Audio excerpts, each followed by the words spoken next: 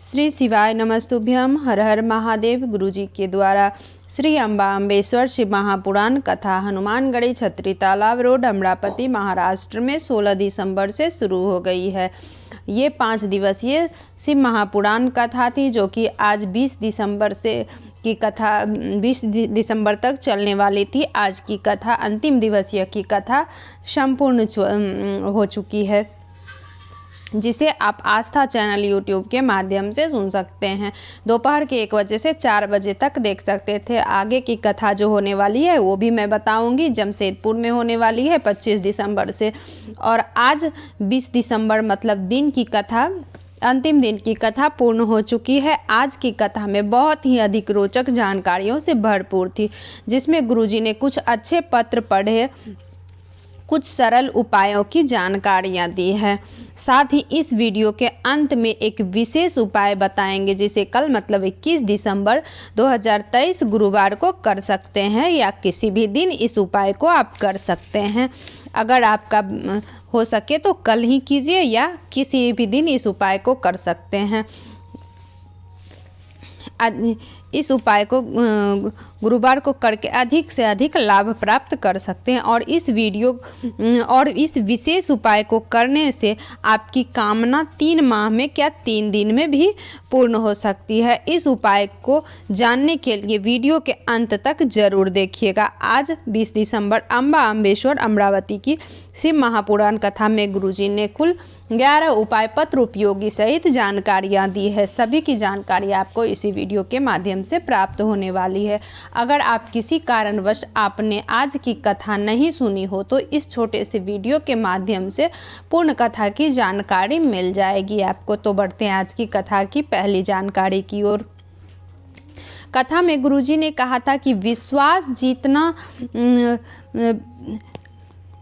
जितना कठिन होता है, भरोसा जितना पक्का होता है, उतना परमात्मा के मिलने में देरी नहीं होती है। भगवान मिलने जरूर आते हैं। आपने भरोसे को, अपने विश्वास को, अपने दृढ़ता को इतना पक्का कर दो कि आप अपने भरोसे को इतना प्रबल कर दो, पक्का कर दो कि भगवान शिव का दर्शन, भगवान शंकर की चरणारविंद की रज आपको और हमको प्राप्त हो सके। बढ़ते हैं आज की कथा की दूसरी जानकारी की ओर। हमारा भरोसा मजबूत होता है। गुरुजी ने कहा हमारे विश्वास पक्का होता है। जैसे जैसे हमारा विश्वास और भरोसा मजबूत हो चला जाता है, वैसे ही हमको शिव को ढूंढना नहीं पड़ता है। शिव हमको ढूंढने खुद मृत्यु लोक में हमारे पास आएंगे।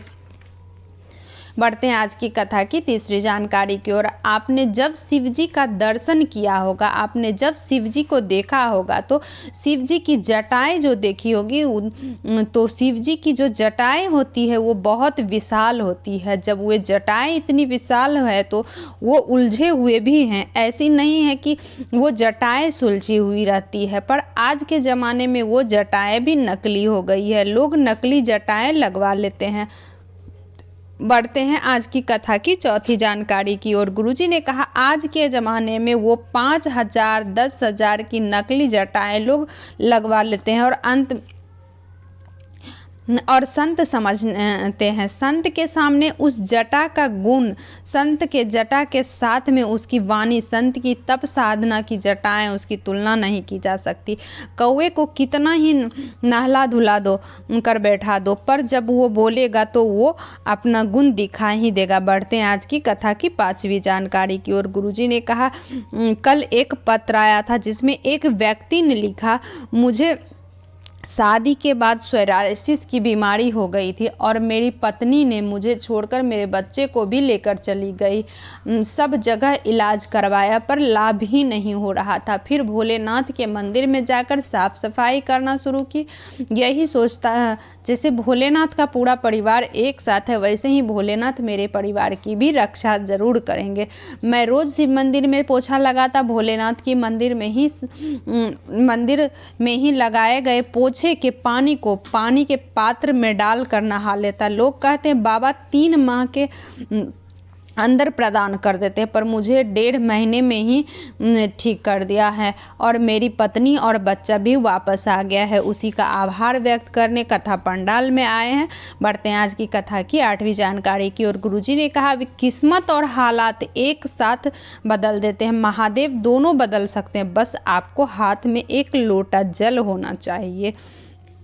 आपकी किस्मत भी बदल देगी और जो हालात चल रहे हैं वो भी बदलेगी। बढ़ते हैं आज की कथा की अगली जानकारी की ओर। अगर आपके कर्म अच्छे हैं, आपकी मेहनत अच्छी है, आपका लक्ष्य सही है, तो आपको आपके लक्ष्य को प्राप्त करने से कोई नहीं रोक सकता, ये निश्चित है। बढ़ते हैं आज की कथा की अगली जानकारी की ओर। कभी मौका लगे आप शिवालय गए, शिव मंदिर गए हैं और आपको शिवलिंग के पास कनेर का पीला पुष्प रखा हुआ दिख जाता है। ध्यान से सुनिएगा इस उपाय को आप लोग।